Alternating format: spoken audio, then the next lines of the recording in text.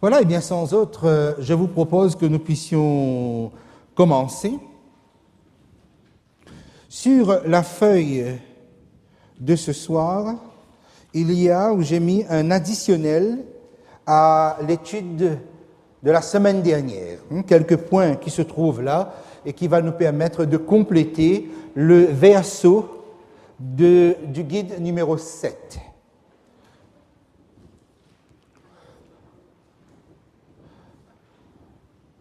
J'aimerais commencer donc avec le point suivant. Les chapitres 4, 5, 6, 7 constituent une unité très forte dans le livre de l'Apocalypse. Il s'agit de 4 chapitres, 4, 5, 6, 7, qui sont liés, qui constituent une unité, qui constituent un même thème. Par exemple, si vous regardez ici et vous vous référez au guide additionnel, c'est-à-dire donc la feuille d'aujourd'hui, mais l'additionnel au guide 7, vous allez pouvoir compléter cela. Si nous regardons les chapitres 4 et 5, nous voyons qu'il est question de l'adoration avec un certain nombre de créatures que nous avons eu la possibilité de regarder de près. Nous sommes avec l'acte de l'adoration. Dans le chapitre 7, donc, nous retrouvons l'acte de l'adoration, mais les rachetés désignés par le nom de la grande foule sont ajoutés à ce groupe qui, dans le chapitre 4 et 5, adore Dieu, adore le Dieu créateur et rédempteur. Et ce qui est intéressant, c'est de constater combien l'acte de l'adoration génère un ordre cosmique. Il y a de l'ordre dès lors que les créatures acceptent l'idée du Dieu créateur et rédempteur. C'est pourquoi donc tout est bien ordonné dans un ciel où les créatures adorent. Et nous retrouvons cela dans le chapitre 7, ce même ordre dans le ciel où les rachetés sont maintenant associés à l'acte de l'adoration du Dieu créateur et du Dieu rédempteur. Et remarquez combien le chapitre 6, qui est le chapitre de la révélation des sceaux, nous allons non pas être dans le ciel et considérer l'acte d'adoration de ce Dieu créateur et rédempteur qui génère un ordre, mais nous allons plutôt être dans un contexte de désordre. Autrement dit, le chapitre 6, qui se situe entre le 5 et le 7, va plutôt décrire le contexte dans lequel se situe notre vécu, notre expérience. Autrement dit, donc, nous qui sommes appelés à refléter l'adoration céleste avant que nous puissions, nous, donc, l'ensemble des rachetés, rejoindre l'adoration céleste, notre vie actuelle se situe dans un ensemble chaotique, dans un ensemble désordonné, dans un climat où c'est le mal qui règne et non pas l'ordre, non pas Dieu qui règne, mais c'est le mal qui règne. Le chapitre 6 va décrire les conditions dans lesquelles nous nous trouvons. C'est un ensemble de conditions de désordre. Le mal domine de tous les côtés. Dieu même semble être vaincu. Le Dieu Tout-Puissant semble être dominé. Et cela va générer plutôt chez l'enfant de Dieu une réelle perplexité, justement. Ce chapitre 6, c'est le chapitre où l'enfant de Dieu est perplexe. Parce que face à l'absence d'ordre, justement, parce que c'est un monde qui ne reconnaît Dieu ni créateur, ni rédempteur. Et regardez l'état, regardez la situation, et tout cela va générer plutôt donc une difficulté de contrôler la création, même les éléments naturels ne semblent plus répondre à ce qu'on attend d'eux. Il y a un véritable désordre à tout niveau. C'est dans ce monde que nous sommes. Notre vécu se situe ici. Et voilà donc ce qui nous attend au chapitre 7. Donc l'ensemble même constitue une unité. Et au bout de ce désordre, ici, vous avez les 4 premiers sceaux, vous avez le 5e sceau, les âmes sous l'autel qui demandent le jugement et la vengeance, et puis vous avez donc ce fracas cosmique, les signes célestes et les signes aussi terrestres, et au bout de tout cela, face à ce bouleversement, ceux qui sont perdus, ceux qui sont dans ce chaos et qui occasionnent ou qui génèrent ce chaos, eux-mêmes, dans ce 6e sceau, posent une question. Pourquoi? Qu'est-ce qu'ils voient? il voit le retour de Jésus, et là je vous ramène à votre feuille ici, au verso de la feuille de la semaine dernière, mais le retour de Jésus est situé par rapport sous l'angle de la colère de l'agneau. Pourquoi la colère de l'agneau? Quand il contemple, quand il voit le retour de Jésus, il le voit sous l'angle de l'agneau. Pourquoi? Parce que les chapitres 4, 5 nous a présenté Jésus comme l'agneau immolé. Et là, c'est cet agneau qui revient, mais c'est un agneau avec des sentiments de colère. Et c'est cela donc qui va amener chez eux la question, mais qui peut subsister dans un tel chaos? Qui pourra tenir devant la colère de l'agneau? Là, nous sommes au 6e sceau. Et je vous propose justement ce soir que sur cette feuille au verso, nous puissions prendre ce plan à partir du bas. Nous allons commencer avec le 6e sceau et nous allons remonter pour essayer de comprendre.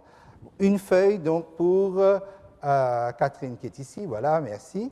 S'il y en a d'autres qui sont arrivés entre-temps, qui n'ont pas la feuille de la semaine dernière, je vais remettre à Jean-Pierre, merci. Voilà. Voilà, nous allons prendre le verso de la feuille de la semaine dernière, nous allons partir du bas et remonter. Okay? Comme nous avons dit, le retour de Jésus dans le 6e sceau est vu sous l'angle de l'agneau. Pourquoi? Parce que le chapitre 5 nous a présenté Jésus comme l'agneau. Mais l'agneau était favorable, pourquoi? Parce que le chapitre 4 et 5, c'est pour nous introduire par la foi dans le climat céleste d'adoration de ce Dieu créateur et sauveur. Mais quand l'agneau revient, c'est un agneau en colère et personne ne peut supporter son éclat. Pourquoi? Que se passe-t-il exactement dans ce 6e sceau? Je vous invite donc à le prendre avec moi. On démarre à partir du 6e sceau, de cette question qui est en fait une question nodale dans le livre de l'Apocalypse, c'est-à-dire une question tournant qui va permettre à Dieu, dans sa réponse, de pouvoir surprendre ceux qui lisent le livre de l'Apocalypse. Alors, prenons le chapitre 6 et le 6e sceau, c'est-à-dire, donc, nous sommes toutes à la fin et vous êtes au bas de la page de la semaine dernière. Apocalypse, chapitre 6, et je prends à partir du verset 12. Qu'est-ce que nous avons ici? Le verset 12, le 6e sceau, à partir du verset 12, est subdivisé en deux parties, le passé et le futur. On ne parle pas du présent, mais on va parler du passé et du futur. Verset 12, « Je regardais quand il ouvrit le 6e sceau ». C'est ce 6e sceau qui a mené cette question et cette terreur chez les perdus. Qui peut subsister? Qui est une question centrale dans l'ouverture des sceaux. Je regardais quand il ouvrit le 6e sceau, et il y eut un grand tremblement de terre. Le soleil devint noir comme un sac de crin, et la lune entière devint comme du sang, et les étoiles du ciel tombèrent sur la terre, comme lorsqu'un figuier, secoué par un vent violent, jette ses figues vertes. Nous avons ici deux sections historiques. Vous allez le compléter ici. Les versets 12-13 parlent de ce qu'on appelle le temps de la fin. Dans le 6e sceau, avec les versets 12 et 13, nous sommes dans le temps de la fin. Nous avons eu l'occasion justement de parler du temps de la fin lorsque nous avions abordé la 6e Église. C'est-à-dire, c'est une Église qui aura la liberté de pouvoir sonder et suivre avec exactitude la parole de Dieu. Il va même s'y attacher avec une obéissance et une fidélité hors norme. Pourquoi? Eh bien, parce qu'il y a eu une oppression religieuse qui a été matée, qui a été anéantie, qui a permis aux hommes de pouvoir librement sonder la parole de Dieu et de pouvoir découvrir, vivre une véritable libération. Le temps de la fin démarre par une sorte de liberté de la parole de Dieu, où on redécouvre la parole de Dieu dans son intégralité. Mais il faut comprendre que quelque chose s'est passé pour cela. Ensuite, le verset 14. Le ciel se retira comme un livre qu'on roule, et toutes les montagnes des îles furent remuées de leur place. Verset 15. Les rois de la terre, les grands, les chefs militaires, les riches, les puissants, tous les esclaves et les hommes libres se cachèrent dans les cavernes et dans les rochers des montagnes, et ils disaient aux montagnes et aux rochers, tombez sur nous et cachez-nous devant la face de celui qui est assis sur le trône et devant la colère de l'agneau. Regardez, ils ont ici une vision. La vision qu'on avait dans le chapitre 4 et 5, on voit celui qui est assis sur le trône et on voit l'agneau qui vient vers le trône. Eux, ils ont cette vision à ce moment-là, non pas au temps de la fin comme vous, mais eux, ils auront cette vision à la fin des temps. Et vous remarquez que vous qui avez la vision par révélation dans le chapitre 4, il y a quelque chose qui entoure le trône sur lequel Dieu est assis et où l'agneau vient le rejoindre. Il y a l'arc-en-ciel. Et quel est le symbole de l'arc-en-ciel dans la parole de Dieu?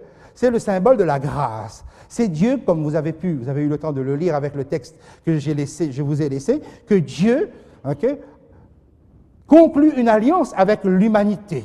C'est l'alliance de la grâce et il inscrit la grâce dans l'arc-en-ciel. Dans le chapitre 4 de l'Apocalypse, vous retrouvez cet arc-en-ciel autour du trône de Dieu qui indique les dispositions favorables de Dieu. Là, remarquez bien, là c'est vous qui avez cette vision au chapitre 4 parce que vous lisez le livre de l'Apocalypse. C'est ainsi que s'inscrit votre vision du Dieu créateur et du Dieu rédempteur. Mais à la fin, ceux qui sont perdus, qui ont la même vision, ils voient bien le trône, quelqu'un assis et l'agneau, mais ils voient la colère de l'agneau, mais ils voient quelque chose, en tout cas ils ne le voient pas, mais quelque chose est absent autour du trône. C'est l'alliance de la grâce dans le symbole de l'arc-en-ciel. Ils ne voient pas l'arc-en-ciel. Pourquoi? Parce que la grâce ne joue plus en faveur de l'humanité. Et c'est là qu'ils ont cette question. Donc, ils ont demandé que tout cela, montagne, rocher, tombe sur nous, verset 17, car le grand jour de sa colère, c'est la colère de l'agneau, car le grand jour de sa colère est venu, et qui peut subsister? Les catastrophes que nous venons de lire, les cataclysmes cosmiques que nous venons de lire ici, une partie se sont réalisés depuis le XVIIIe siècle et l'autre se trouve être devant nous. C'est un peu comme si j'étais en train de vous dire que notre vie actuelle se situe entre le verset 13 et le verset 14. C'est 12-13, c'est le passé.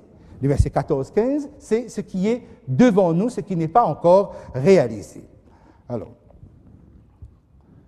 pour que nous puissions un instant considérer si les signes, puisque je vous ai dit que le livre de l'Apocalypse est écrit sous forme de symboles, les signes célestes que nous venons de lire, si ceux-là ce sont des signes d'ordre littéral ou bien symbolique.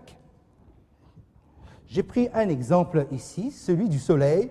Le soleil devint noir comme un sac de crin. Est-ce que c'est quelque chose qui littéralement s'est passé comme tel, ou bien il faut le comprendre dans un langage symbolique? Je vous ramène maintenant à votre feuille d'aujourd'hui sur la partie additionnelle pour que vous puissiez le compléter.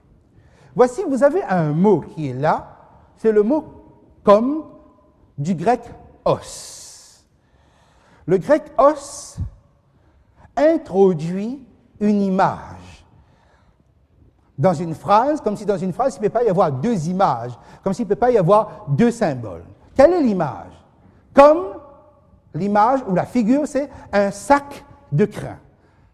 Le sac de crin, c'est la figure, la représentation, le symbole. Le symbole permet de comprendre quel événement réel. Et c'est le mot os qui nous permet de voir que dans ce type de phrase, de construction de phrase, que la première partie de la phrase va donc se situer comme un événement réel. Par exemple, voici, le soleil devint noir. Ça, c'est l'événement réel. Et on va essayer de vous faire comprendre par une image, et le mot os, comme est utilisé à ce moment-là pour introduire l'image qui suit, comme un sac de crin. Dans une phrase, il ne peut pas y avoir deux symboles. Il y a une réalité, et ensuite il y a une image. Okay. Si je n'ai pas été assez clair, je vais essayer de prendre un exemple pour vous. Imaginons que vous dites, cet homme marche comme un robot. C'est que vous voyez quelqu'un qui a une démarche un peu particulière. Okay. Vous n'avez pas dit que cet homme est un robot. mais vous essayez, face à votre interlocuteur, de lui donner une description qui correspond le plus à votre pensée pour qu'il puisse comprendre ce que vous êtes en train de dire. Soit il a une démarche saccadée, soit il a une démarche mécanique, soit il donne l'impression qu'il est télécommandé à distance, ou autre, qu'importe. Mais tout ça, c'est long et difficile à mettre dans une phrase, à faire comprendre. Donc vous allez utiliser quelque chose qui est réel. L'homme marche bien de façon singulière. Okay? Et l'image vient ensuite, comme un robot. Le robot, c'est le symbole, c'est l'image, c'est la forme figurative, si vous voulez. Okay? Donc, ceci pour vous dire quoi? Que les signes que vous avez dans le 6e sceau sont des signes réels, des événements réels qui sont illustrés par une figure. Ça va? On est ensemble? Vous comprenez cela? OK. Donc, nous revenons à ces phénomènes cosmiques terrestres de grande ampleur. Nous avons 2 sections historiques. Le temps de la fin, nous avons lu ici, on nous parle d'un grand tremblement de terre. Quel est l'événement qui va marquer profondément les esprits et indiquer aux hommes que quelque chose a changé, et cela à travers même leur comportement? Ils vont être bouleversés. Pensant donc et comprenant, parce que beaucoup, dans cette période de 1755, avaient déjà commencé à étudier la Bible, à étudier les prophéties, et comprendre qu'ils étaient dans une période particulière, car on faisait beaucoup de calculs prophétiques. Et entre autres, il y avait d'autres hommes de grands penseurs comme Voltaire ou autres qui s'étaient mis à utiliser l'art d'écrire pour justement attaquer l'intolérance religieuse, parce que les minorités souffraient sur le plan religieux. Et cela commençait à affaiblir déjà un certain pouvoir en place. Mais qu'est-ce qui s'est passé exactement à Lisbonne, un territoire très catholique, le 1er novembre 1755, dans la matinée? Il y a eu un tremblement de terre extraordinaire occasionnant des crevasses de près de 5 mètres de large. Et le tremblement a tellement secoué la ville et eu des répercussions tout autour, jusqu'en Afrique du Nord, que les gens, cherchant désespérément un secours ou un espace, ils sont allés vers les quais, parce que là, il y a l'espace le plus ouvert, pensant qu'ils étaient en sécurité. Mais quand ils arrivent près des vagues, ne connaissant pas le phénomène des tsunamis, effectivement, en même temps, ce tremblement de terre avait déclenché sous la mer un tsunami. Et les vagues, ils ont aperçu des vagues qui étaient de 5 à 10 mètres de hauteur. Vous imaginez la frayeur. Donc, ils courent vers la ville et là, ils voient que les incendies qui éclatent de partout. Pourquoi? Parce que le tremblement de terre avait fait effondrer des cheminées qui ont envoyé des braises de tous les côtés et les incendies ont duré 5 jours. Donc, vous pouvez imaginer le traumatisme que cela a occasionné en Europe et amené des philosophes, des penseurs, des théologiens à comprendre qu'il y a là quelque chose qui certainement touche au jugement divin. La peur était telle qu'ils ne savaient plus quoi penser et convaincus que la fin était arrivée.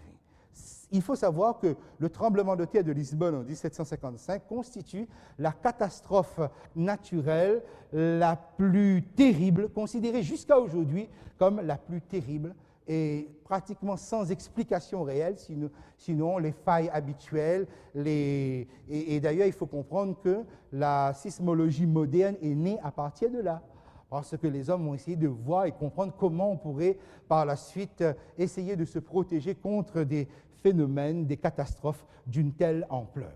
Donc, quelque chose va bouleverser les consciences. Les hommes vont se remettre en question à tous les niveaux. Et effectivement, la révolution ou le bouleversement ne va pas être seulement d'ordre extérieur, même intérieurement, les hommes vont se mettre à sonder davantage la parole de Dieu. Et c'est là qu'ils vont découvrir tous les signes que Jésus parlait dans les évangiles de Luc ou Matthieu, tous les signes que nous retrouvons dans le livre de l'Apocalypse et même dans l'Ancien Testament. Cela a ramené les gens plus près de l'étude de la Bible.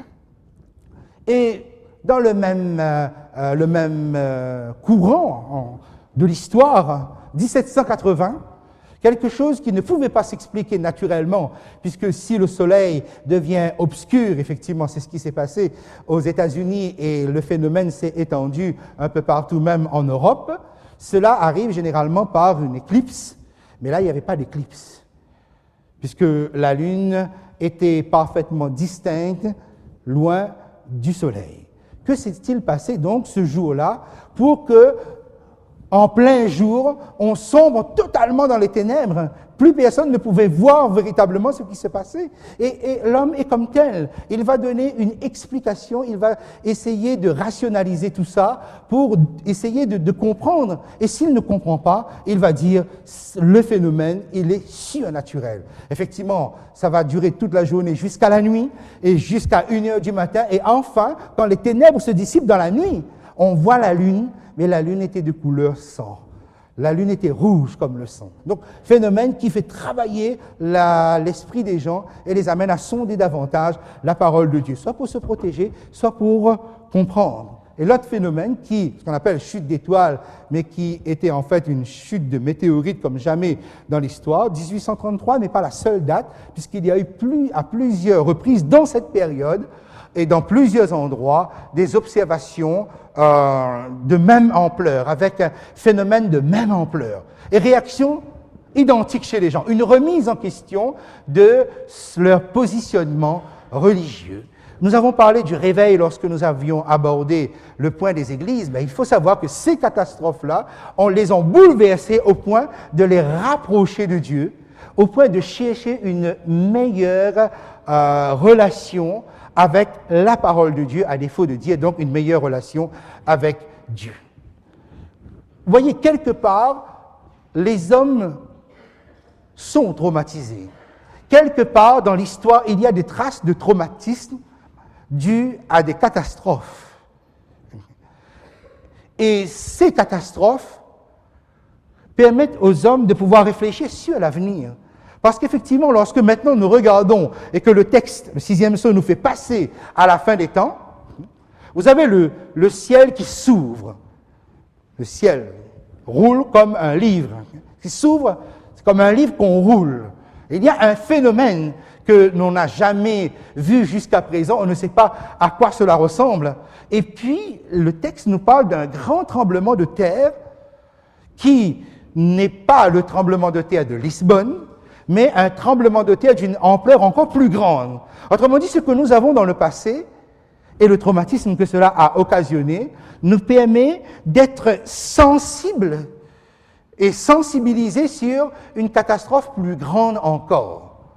D'ailleurs, ce n'est pas la seule fois où la Bible nous fait cette projection, comme Jésus dit, voilà, ce qui s'est passé au temps de Noé, le déluge, ce qui s'est passé au temps de Lot, on le retrouvera, le phénomène, on le retrouvera à la fin.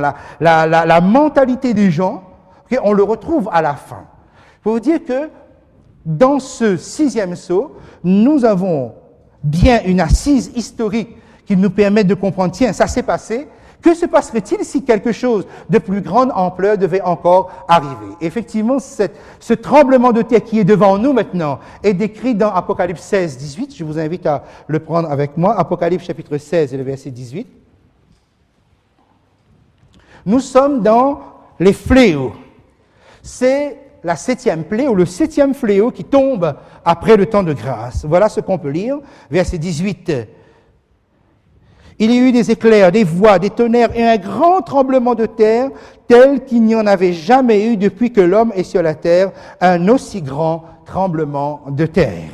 Voilà, ce tremblement de terre dans 16-18, c'est le tremblement qu'il y a dans le verset 14 du chapitre 6, qui est là, toutes les montagnes, les îles furent remuées de leur place et qui va occasionner chez les grands de ce monde, même chez les plus humbles et les plus modestes, une véritable frayeur au point de vouloir se cacher et de demander la mort par les éléments naturels au lieu d'affronter la colère de l'agneau en face d'eux. Voilà donc le 6e psaume. Nous en avons parlé juste pour inscrire la mentalité de la peur, la mentalité de qui n'affronte pas, la mentalité d'une culpabilité, un peu comme Adam, lorsqu'il avait péché et qu'il entend la voix de Dieu venir le rejoindre le soir, il court, il se cache dans l'élément naturel, c'est-à-dire parmi les arbres du jardin. Vous retrouvez cette même situation ici. Les hommes se cachent dans les éléments naturels et les hommes vont jusqu'à demander la mort au lieu d'affronter. Voilà la mentalité. Nous y revenons justement dans un instant. Ici, et à la fin, face de tout cela, les hommes posent la question, qui peut subsister. Vous avez remarqué que dans le 6e sceau, il parle.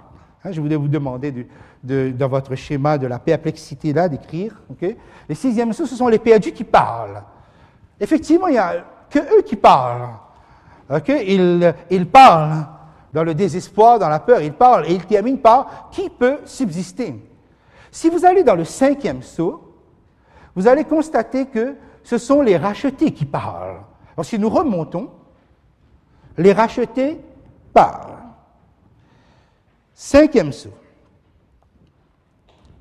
Les âmes sous l'autel. On va le lire ensemble. Chapitre 6, versets 9 à 11. Vous suivez avec moi? Je remonte l'histoire en fait. Quand il ouvrit le 5e sceau, je vis sous l'autel les âmes de ceux qui avaient été immolés à cause de la parole de Dieu et à cause du témoignage qu'ils avaient rendu. Ils crièrent d'une voix forte en disant « Jusque à quand, Maître saint et véritable, tardes-tu à juger et à tirer vengeance de notre sang sur les habitants de la terre ?» Verset 11. « Une robe blanche fut donnée à chacun d'eux, et il leur fut dit de se tenir en repos quelque temps encore, jusqu'à ce que fût complet le nombre de leurs compagnons de service et de leurs frères, qui devaient être mis à mort comme eux. » Vous avez ici donc ce qu'on appelle le cri des martyrs. C'est eux qui parlent. Donc 5e sceau, les rachetés parlent. 6e sceau, les perdus parlent. Donc chacun parle à leur tour. Il y a 2 parties chronologiques dans ce texte. Vous avez la requête du jugement et vous avez la promesse que le jugement va se faire, que tout cela va se terminer. On leur donne une robe blanche pour indiquer, et pour nous indiquer que le jugement commence. La question qui est posée procède aussi d'un désarroi. Lequel? Il est sûr et certain que le désarroi des rachetés ne peut pas être le même que le désarroi des perdus. Rappelez-vous, nous sommes dans le déroulement des 6e sceaux et un nombre de personnes sur cette terre se trouvent être déstabilisées. Essayons de comprendre un moment qui sont ces âmes sous l'autel. Et pourquoi c'est eux qui parlent, pourquoi on leur fait parler à la place des vivants? Parce que le cri qu'ils lancent, c'est le cri que moi je lance. C'est le cri que chacun de nous pouvons lancer. Je vous emmène un moment à essayer de comprendre. Les âmes qui sont sous l'autel, de quel autel il s'agit? On parle donc de personnes qui sont immolées, donc de sang qui coule, jusque à quand donc tarderas-tu à tirer vengeance de notre sang? Il s'agit donc de l'autel des holocaustes, puisque c'était là qu'on répandait le sang. Plusieurs ont vu dans ce texte, voilà la preuve qu'il y a l'immortalité de l'âme. Vous pouvez essayer d'imaginer le caractère injuste de Dieu. Si Dieu maintenait sous un autel quelconque quelque part, de ces rachetés qui étaient là en train de crier, de souffrir pour demander une vengeance, et cela sur des siècles et des siècles. Non, nous sommes bien dans un langage maintenant purement symbolique. Et cela nous amène à comprendre. J'ai donné les textes qui sont ici, Lévitique 17, 11, 14, que le mot « âme », c'est le mot « sang ». Par exemple, lorsque vous lisez les âmes de ceux qui avaient été immolés, vous pouvez lire « Et je vis sous l'autel le sang de ceux qui avaient été immolés ». Parce que c'est le même mot. Lorsque vous lirez par exemple le verset 14, on va vous dire que l'âme de la chair, c'est le sang. L'âme, c'est le sang.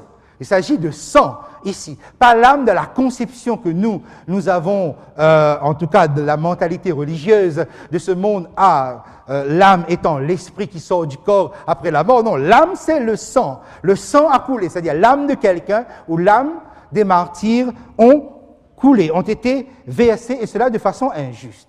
Et si j'ai mis le cas d'Abel ici, c'est pour que nous puissions aller le regarder un instant pour comprendre un moment ce langage-là.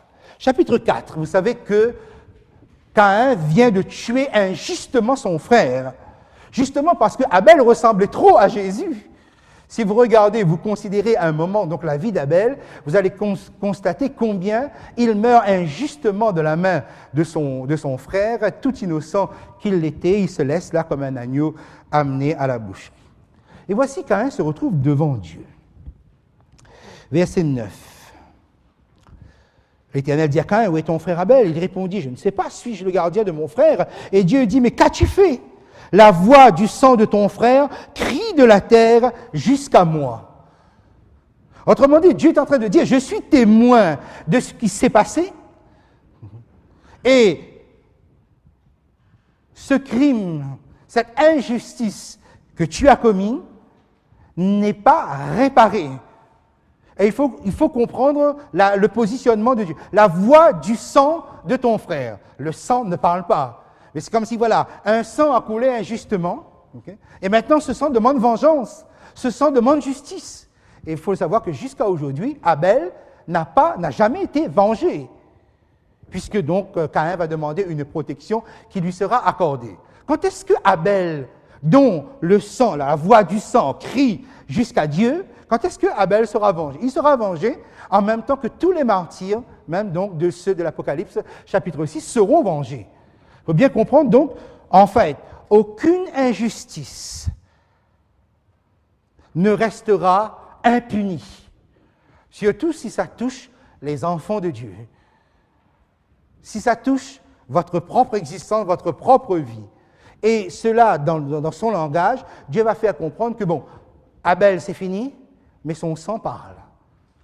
Il en sera de même donc pour tous les martyrs que nous aurons dans l'histoire. Ces gens-là ne sont pas vengés alors qu'ils ont été fidèles à la cause de Dieu. Voilà donc pour expliquer cette image et par là même faire comprendre au fond qui pousse ce cri que nous avons vu dans le 5e psaume. Qui parle véritablement lorsque nous disons les rachetés parlent? Effectivement, ils demandent. Peut-être qu'il demande avec une véritable perplexité.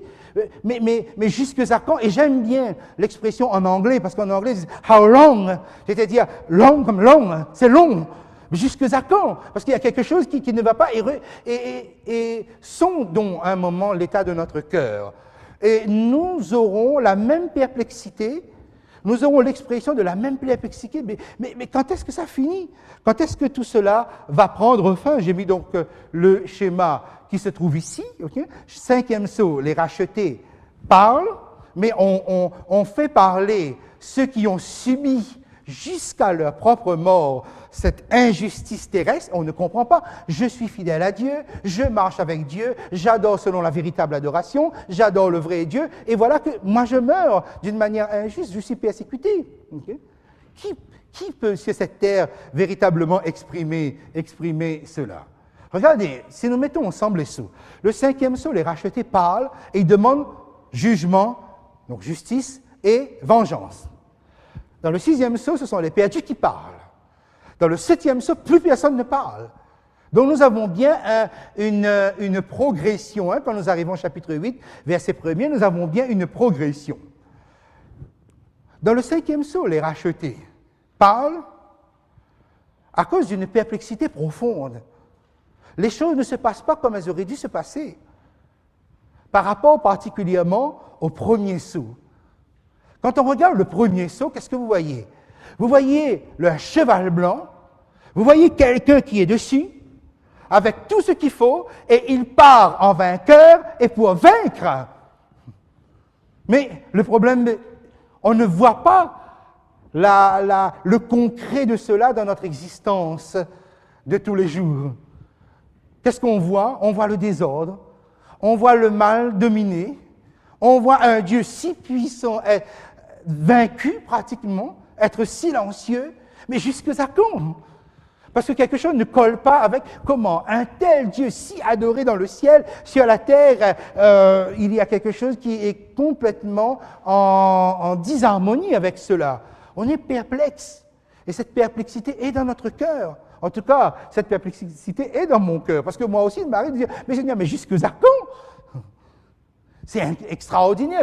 Quand je parle de toi ou quand je parle à toi, c'est toujours le Dieu puissant, le Dieu qui règne, le Dieu majestueux dans le ciel, le Dieu capable de tout faire. Et pourtant, sur cette terre, qu'est-ce que je vois? Un déroulement de faits où c'est le mal qui domine, où tout remporte, où il remporte tout, pratiquement. Okay? Et les rachetés parlent sur la base des 3 sceaux qui suivent. C'est-à-dire, ils sont perplexes à la fin, eux aussi. Quand ils disent, mais qui peut tenir? Qu'est-ce qu'ils ont vu? jusqu'à présent. Dans les sceaux 2, 3 et 4, vous avez la constitution d'une mentalité qui va perdurer jusqu'à la fin. Autrement dit, quoi que les hommes puissent voir, quelle que soit l'évidence de Dieu, leur mentalité est déjà structurée, figée par les sceaux 2, 3 et 4. C'est-à-dire, considérons un instant les 4 premiers sceaux. Bien, alors. 5e sceau, les rachetés parlent. On a fait parler ceux dont le sang coule, on a fait parler leur sang. Ils n'en peuvent plus. Mais eux, en réalité, ils ne sont plus conscients, c'est moi qui suis conscient. Okay? Donc, ils parlent pour dire jusqu'à le degré le plus terrible qu'ils ont vécu et qui exprime peut-être, moi, à une échelle différente, le degré que je peux subir. C'est moi qui a une telle aspiration élevée, okay? Je ne comprends pas. Je peux passer un sabbat extraordinaire avec mon Jésus, à l'adorer, à l'honorer et vivre riche, élevé. Hein.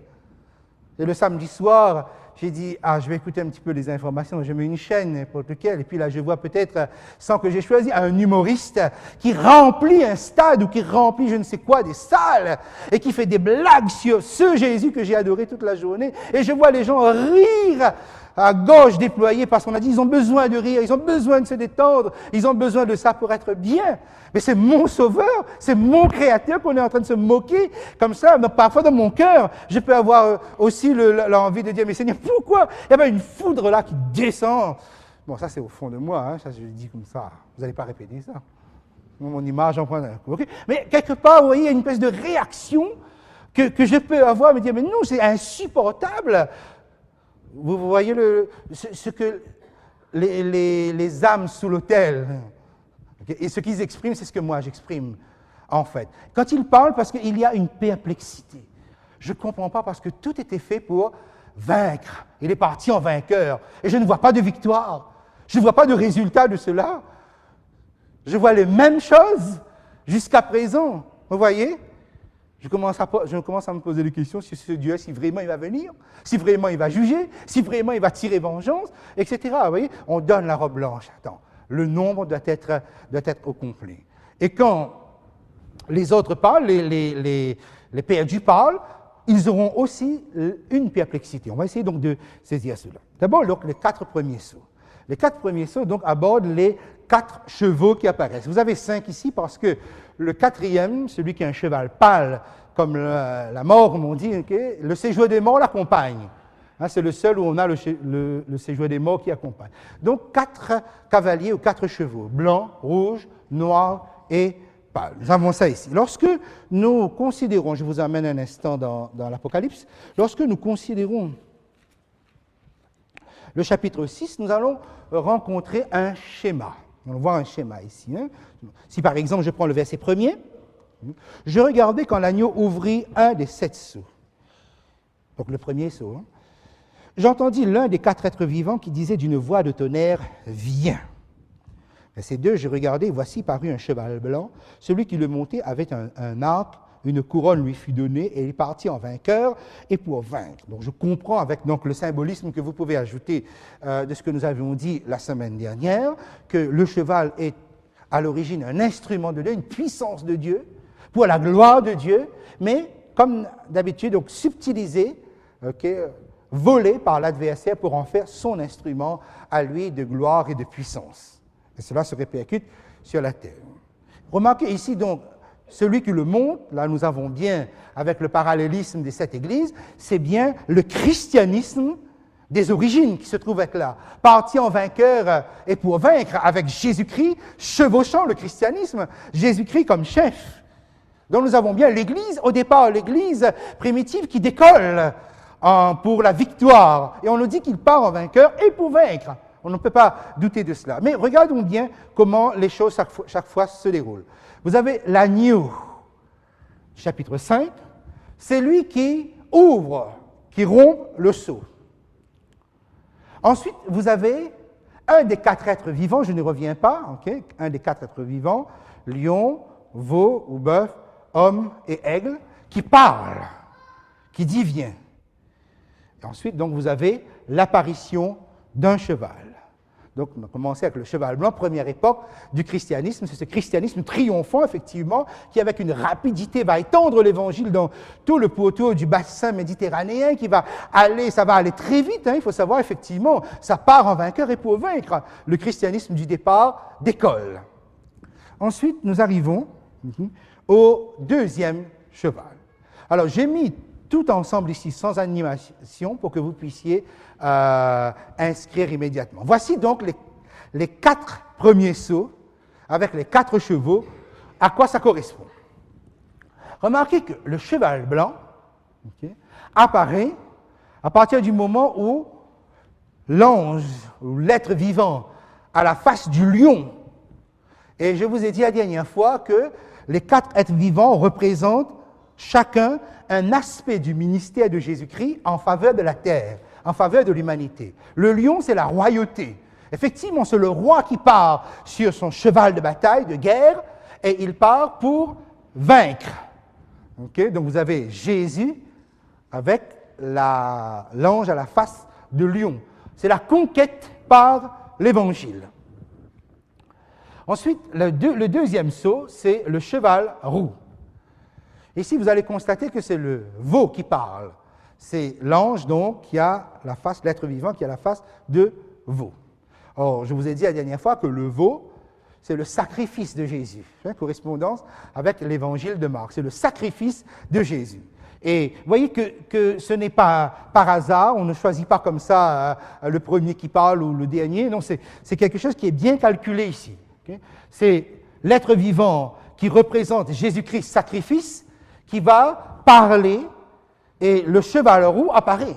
Et qu'est-ce que nous avons, qu'est-ce qui suit l'évangile triomphant dans l'Église primitive? C'est bien la persécution qui va être déclenchée. Qui va être déclenchée par qui? Déclenchée par les Romains, mais déclenchée aussi par les Juifs. Si nous lisons, par exemple, vous lisez avec moi, le verset 3. Quand il ouvrit le second sceau, j'entendis le second être vivant, celui qui a la face de bœuf, qui disait « Viens ». Et il sortit un cheval roux, celui qui le montait reçut le pouvoir d'enlever la paix de la terre, afin que les hommes s'égorgeassent les uns les autres, et une grande épée lui fut donnée. Remarquez ici, c'est certainement donc l'aspect le plus ambigu que nous pouvons avoir.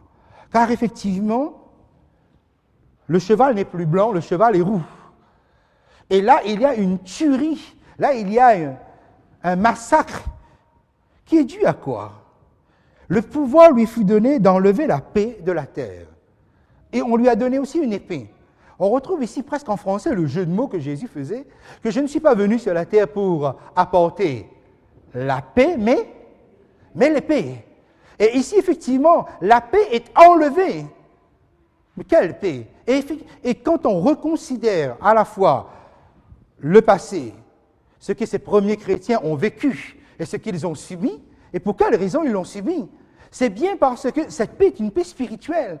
C'est parce que l'Évangile, quand vous le vivez dans sa totalité, l'Évangile, quand vous le vivez fidèlement, il devient une puissance dérangeante la spiritualité ou la religion des autres. Et il faut savoir que si les Romains avaient persécuté les chrétiens, c'est bien à cause de l'entêtement qu'ils jugeaient les chrétiens très entêtés et aussi très exclusifs. Leur façon, quelque part, de dire qu'il y a de Dieu que Jésus seul, et que tous les autres dieux sont faux. Or, toute leur stabilité militaire et politique s'appuyait justement sur leur panthéon. Et voilà que les chrétiens, dans leur propagation de l'Évangile, dans l'annonce de l'Évangile, ils renversaient tout ça. Donc, c'est renverser non seulement la religion, mais l'équilibre, quelque part. Vous voyez, c'est que, au fond, l'Évangile dérangeait qui? Les Juifs eux-mêmes. Les Juifs ne pouvaient pas supporter les apôtres, supporter le groupe de chrétiens, là, être près de la synagogue ou dans la synagogue en train de parler de Jésus. C'était un facteur de retrait de la paix. Donc, ça dérangeait les Juifs, ça dérangeait les chrétiens, les païens, ça dérangeait les Romains, et il y avait quelque chose aussi qu'il faut comprendre, comment par la suite, lorsque nous allons arriver vers la fin de cette période du cheval roux, où les chrétiens vont commencer à déranger les chrétiens. Pourquoi? Eh bien, parce que peut-être pour la première fois, vous avez un homme qui arrive, empereur, et qui dit qu'il est favorable à ce christianisme. Ça a divisé les chrétiens. Vous voyez le mot s'égorger entre eux. C'est que finalement, même les chrétiens, à un moment donné, finissaient par tourner l'épée, si ce n'était l'épée véritable, littérale, mais l'épée du tourment. Parce qu'il y en a qui disaient, mais voilà, l'occasion est favorable pour que le christianisme soit connu. S'il est accepté par un empereur, bien, très vite le message va se répandre. Et d'autres qui disent, non, jamais, on ne peut pas faire ça, on ne peut pas entrer là-dedans. Vous voyez toutes les causes de division que cela, eh bien, tout cela faisait couler beaucoup, beaucoup de sang. Nous sommes donc dans le deuxième saut. On passe au troisième saut. Au troisième saut, vous avez le cheval noir, et je le lis avec vous, au chapitre 6, le verset 6. Je vais prendre à partir du verset 5. Quand il ouvrit le troisième seau, j'entendis le troisième être vivant qui disait « Viens ». Celui donc qui avait la face d'homme. Je regardai et voici parut un cheval noir. Celui qui le montait tenait une balance dans sa main. Et j'entendis au milieu des 4 êtres vivants une voix qui disait « Une mesure de blé pour un denier, 3 mesures d'orge pour un denier, mais ne fais point de mal à l'huile et au vin. » Et là, nous voyons que quelque chose, à la fois dans la couleur du cheval, comme dans l'histoire du christianisme, va aussi changer. Quelque chose va être transformé, mais cependant atténué. Regardez, lorsque nous reprenons le verset 6. Le verset 5, celui qui est sur le cheval noir tient une balance dans la main. Qu'est-ce qu'il va peser? Il y a la voix de l'agneau qui est au milieu des 4 êtres vivants qui parle. Une mesure de blé pour un denier c'est une journée de travail, 3 mesures d'orge pour un denier. C'est très peu, parce un salaire d'une journée de travail était dépensé pour très peu de choses finalement. Et cela indique que nous sommes dans un moment où la sécheresse a occasionné la famine et il va falloir rationner. La balance, c'est pour peser. Mais on donnait peu.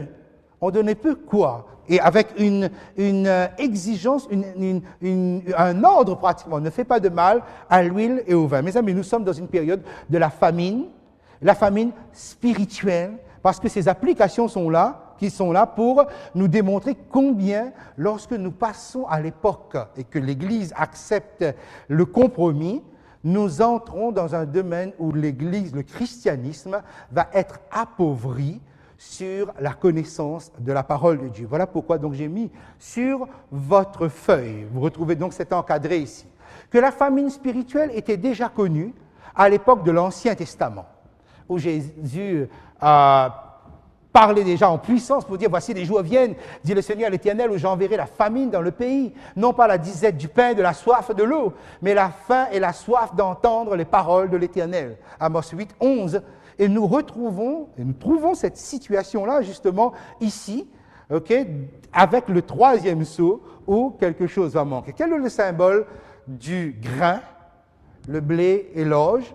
On faisait du pain essentiellement avec. Tant qu'il y en avait, il n'y avait pas la famine. Ici, il faut rationner. C'est comme si on rationne la parole de Dieu. Parce que le pain dans la Bible, donc les versets que j'ai mis ici, c'est pour que vous ayez le temps de les consulter. Le pain, dans la parole de Dieu, le symbolisme de cette Bible, de cette nourriture spirituelle, de cette nourriture céleste. Ça, c'est rationné. Mais il y a un autre qui est venu. Il y a comme une limite qui est posée par le ciel. Attention, ne fais pas de mal à l'huile et au vin. Quel est le symbole de l'huile dans la parole de Dieu, dont les textes sont là, Il s'agit du Saint-Esprit. Le vin, dans la Bible, symbolise le sang de Jésus. Voici les textes qui se trouvent ici. Regardez bien, la parole de Dieu est diminuée, c'est-à-dire on ne se nourrit plus de cette parole, elle est rationnée, mais la grâce perdure. Ne fais pas de mal à l'huile et au vin. Autrement dit, l'Esprit de Dieu continue à travailler et les hommes peuvent encore bénéficier de cette grâce de la mort de Jésus-Christ. alors que la parole de Dieu a diminué. Nous sommes ici donc, et là vous allez le compléter, ok, on diminue. C'était malheureusement la mauvaise évolution du christianisme, ok, on affaiblit la parole de Dieu, ok, mais l'œuvre rédemptrice de Christ reste opérationnelle grâce au Saint-Esprit et grâce à son sang qui est encore disponible. Okay? Le temps que vous l'écriviez. Voilà donc l'étape suivante du christianisme. Et de cette étape, on va aller à l'étape suivante. Si vous vous rappelez comment nous avions vu les églises d'Éphèse, Smyrne, Pergame, Thyatire. Vous vous rappelez comment donc on entre dans une période encore plus noire. Effectivement, donc, on arrive au cheval pâle. Et là, donc, je vous invite à le suivre avec moi. Le verset 7, quand il ouvrit le 4e sceau, j'entendis la voix du 4e être vivant qui disait « Viens », c'est-à-dire c'est l'aigle qui parle. Je regardais et voici parut un cheval d'une couleur pâle, et celui qui le montait se nommait la mort, et le séjour des morts l'accompagnait. Le pouvoir leur fut donné sur le quart de la terre, c'est-à-dire donc limité, pour faire périr les hommes par l'épée, par la famine, par la mortalité et par les bêtes sauvages de la terre. Et là, pour rester dans le langage spirituel, vous avez le déclin spirituel qui atteint sa maturité. C'est toute donc la sombre période où, effectivement, le christianisme devient à son tour une religion qui persécute, qui anéantit, qui fait couler le sang, et non seulement qui prive de la parole de Dieu, parce que là, au temps de la sécheresse, le blé étant une plante dont les racines sont assez superficielles, c'était le blé qui était attaqué le plus vite, mais l'olivier et la vigne, qui avaient des racines profondes, étaient attaqués beaucoup plus tardivement, parce que c'était des plantes qui résistaient plus longtemps à une sécheresse, mais cela n'allait pas tarder sur le plan spirituel. Pourquoi? Parce que l'Église romaine allait mettre en place un certain nombre de pratiques religieuses qui allaient bloquer l'accès au Saint-Esprit et au véritable sang salvateur de Jésus-Christ.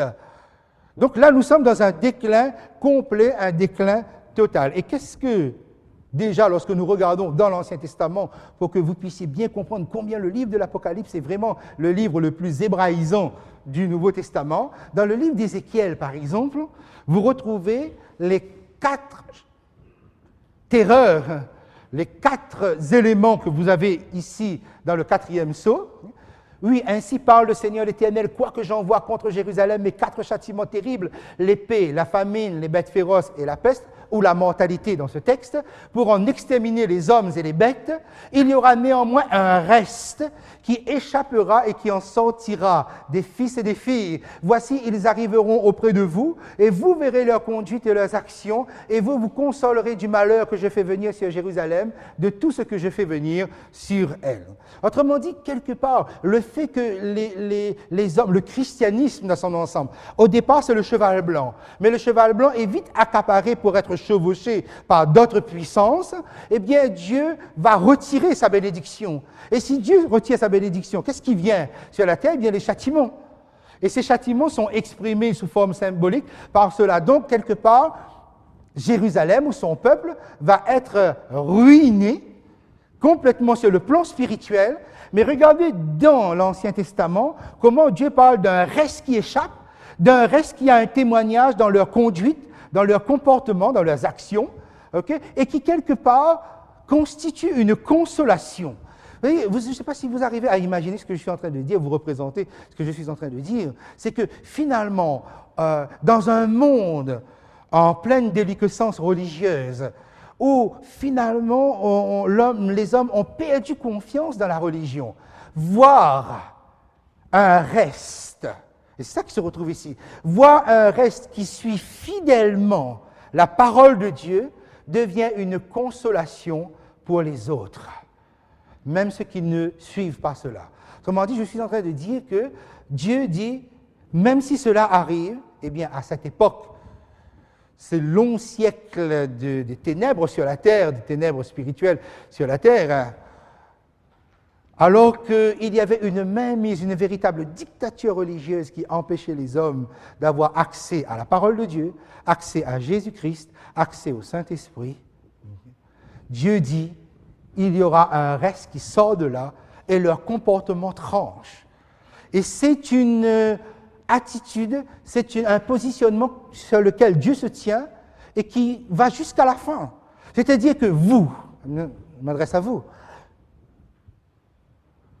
c'est une responsabilité immense sans doute, mais que par un comportement religieux, vous puissiez trancher, vous puissiez faire la différence. Et cela est une consolation que les gens ont besoin, de voir ce que c'est que le christianisme authentique vécu chez une personne ou au sein d'un groupe. Le lion, c'est Jésus qui part en vainqueur. Le roi qui part à la conquête. Le bœuf, c'est Jésus, sacrifice, mais c'est aussi maintenant ceux qui sont sacrifiés dans cette persécution sanglante, ceux qui lui sont fidèles, Église de Smyrne.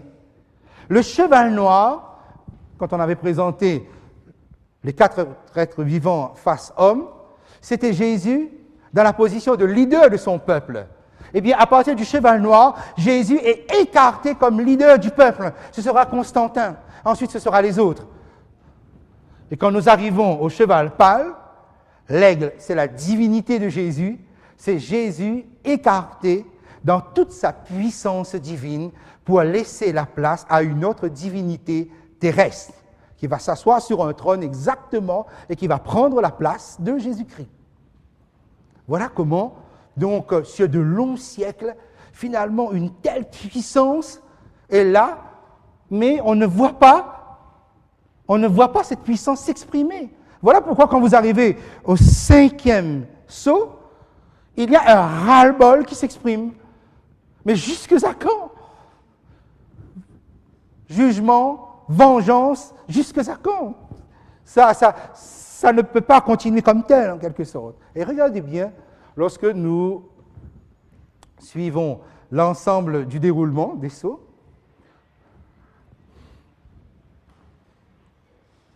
vous avez celui qui a la face du lion qui dit « viens ». Ensuite, celui à la face du veau qui dit « viens ». Le 3e, l'homme, face d'homme, qui dit « viens ». Le 4e, face d'aigle, il dit « viens ». Il dit « viens à qui » ? Qu'est-ce que ces 4 êtres vivants sont en train d'exprimer? À qui ils sont en train de parler?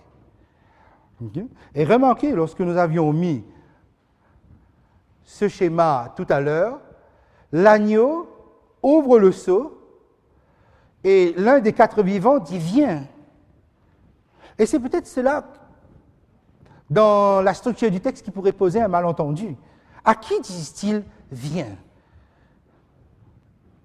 Lorsque nous lisons, nous avons l'impression qu'ils disent « viens au cheval ». Regardez, ils sont tournés essentiellement vers l'agneau. C'est à l'agneau qu'ils sont en train de dire « viens ».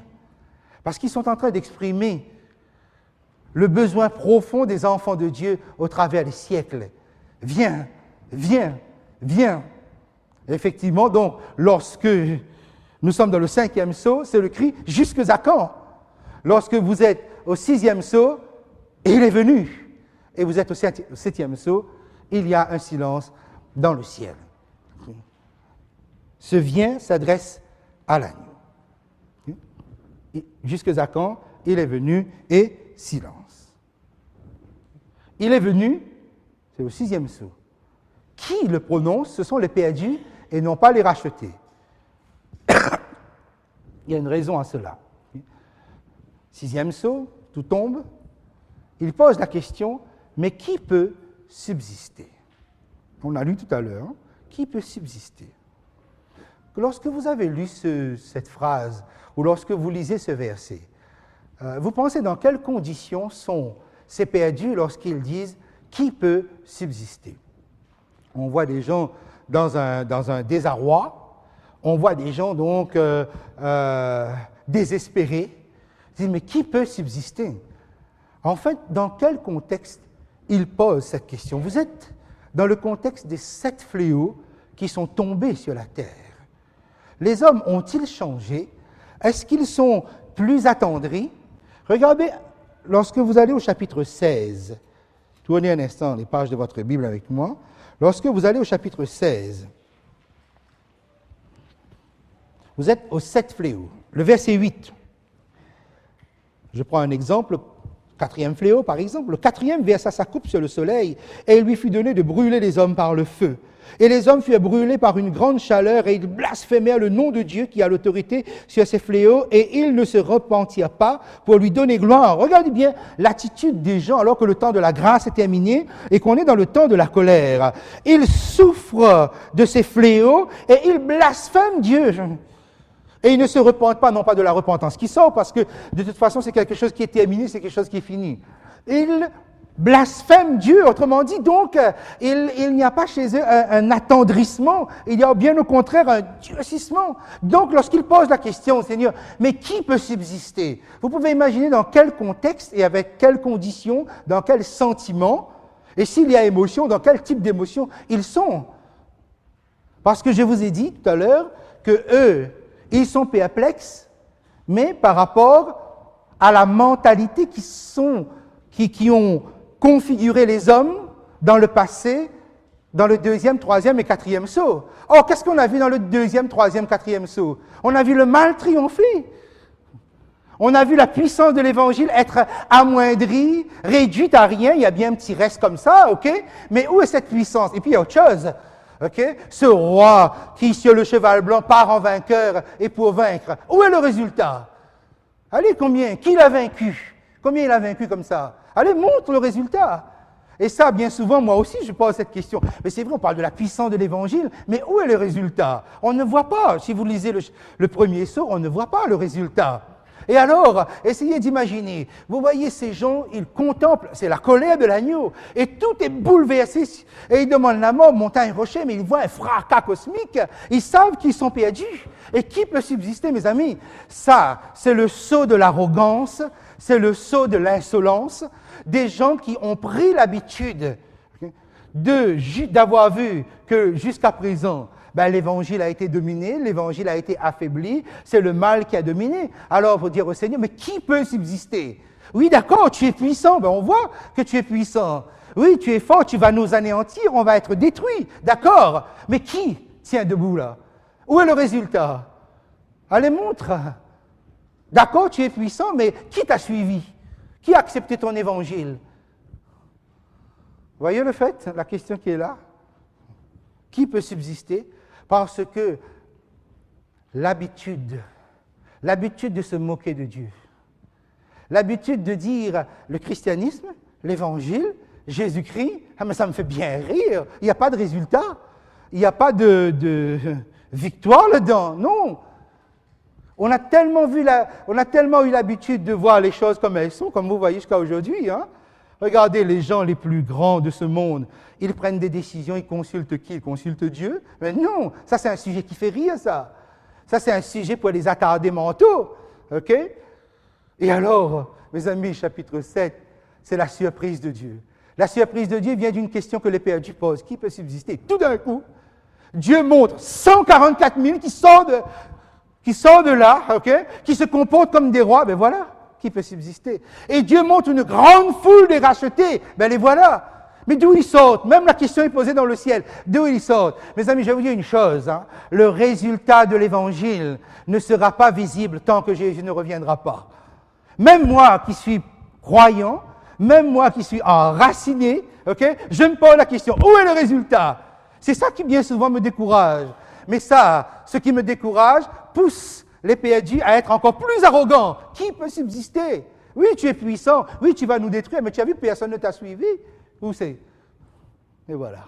Tout d'un coup, 144 000 se présentent et une grande foule de rachetés se présente. Dieu dit, voilà mon résultat. Donc, cette conquête de l'Évangile au premier sceau, vous voyez le résultat dans le chapitre 7. Où Dieu déploie ça, non seulement à la face de ses rachetés, mais à la face de tous les perdus. Voilà mon résultat. Et mes amis, ça c'est le plus grand réconfort qu'on peut avoir. Sur cette terre, oui, c'est le découragement. Oui, sur cette terre, on ne voit pas la manifestation de cette puissance. Mais la manifestation de cette puissance est en train de s'accomplir, de s'exprimer, mais non visible aux yeux de Dieu. Car Dieu met cela sous le boisseau. Mais il est sûr de son résultat. Mais voilà ce qui va se passer.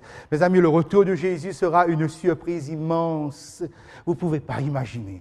Quel cri de gloire de ce Dieu qu'on va pousser. Effectivement, le chapitre 7 va nous le montrer, va l'exprimer cela. Okay? Quelle libération extraordinaire. Voilà pourquoi vous avez autant de louanges de la part des rachetés. Parce qu'eux-mêmes sont surpris pour avoir tant d'années sur cette terre, pousser des cris de désespoir. Maintenant, tout d'un coup, on voit quelque chose qui est aussi fascinant que grandiose. Non, cela nous dépasse. Et pourtant, c'est cela qui nous attend. Qui sont donc les 144 000 ?